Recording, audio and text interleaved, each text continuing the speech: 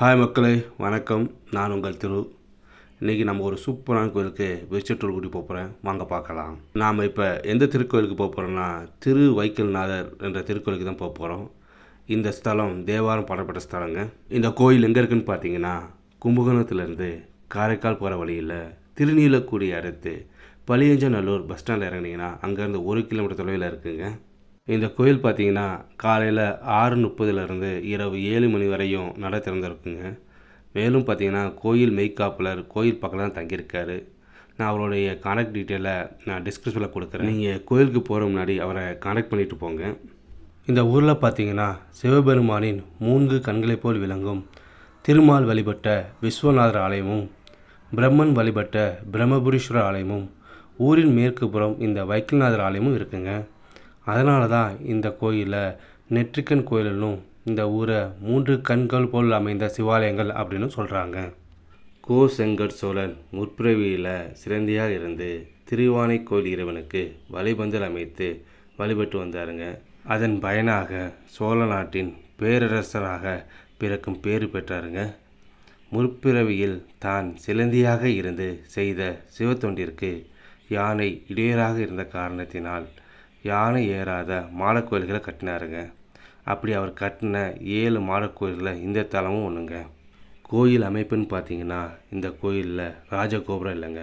கோயில் பிரகாரத்தில் உள்ள படிகளை மேலே ஏறி போனீங்கன்னா மாடக்கோயிலோட முன்புறத்தை அடைஞ்சிடலாங்க. முன்புற மேடையில் பார்த்தீங்கன்னா இறைவன் சன்னதியை நோக்கி நந்தி மண்டபம் இருக்குங்க. மாடக்கோயிலுக்கு உள்ளே போனீங்கன்னா இறைவன் வைக்கல்நாதர் கிழக்கு நோக்கி நமக்கு காட்சி தராருங்க. வலப்புறம் பார்த்தீங்கன்னா இறைவி கோம்பியல் கோதையின் சன்னதி அமைஞ்சிருக்குங்க. கோயிலோட வெளி பிரகாரத்தில் பார்த்தீங்கன்னா வள்ளி தெய்வானோட முருகனும், ஸ்ரீதேவி, பூமாதேவி, விஷ்ணு மற்றும் சனீஸ்வர பெருமாளுக்குன்னு தனி சன்னதி இருக்குங்க. இங்கே பார்த்தீங்கன்னா சனீஸ்வர பெருமாள் காக வாகனத்தோட காட்சி தராருங்க.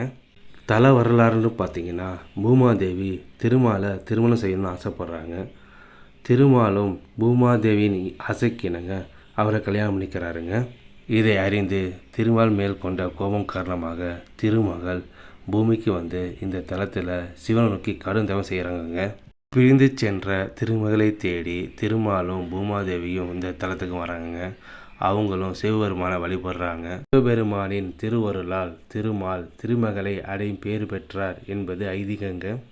கோம்பியல் கோதை முன் அஞ்ச குஞ்சரத் தூம்பிய துரி செய்த துங்கர் தங்கிடம் வம்பியல் சோலைசூல் வைக்கல் மேற்றிசை செம்பியன் செங்கோணன் செய்கோயிலே அப்படின்னு சம்பந்தர் இத்தலத்து இறைவன் மேல் பாடிய பதிகம் 3ஆம் திருமுறையில் இடம்பெற்றுள்ளதுங்க.